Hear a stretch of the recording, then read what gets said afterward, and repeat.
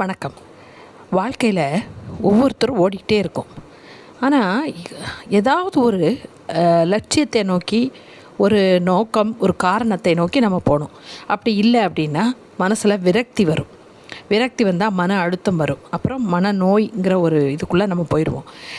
இப்போ கொஞ்சம் காலகட்டத்தில் இப்போ உள்ள காலகட்டத்தில் பார்த்திங்கன்னா எல்லாரும், ஈவன் சின்ன பிள்ளைங்க கூட ஸ்ட்ரெஸ் அப்படின்னு சொல்ல படிச்சிருக்காங்க.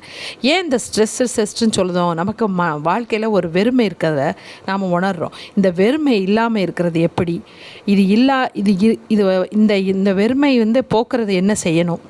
அப்படி செய்தால் நம்ம வாழ்க்கை எப்படி இருக்கும் அப்படின்னு நான் இந்த கீழே பின் பண்ணியிருக்கிற இந்த வீடியோவில் நான் சொல்லியிருக்கேன்.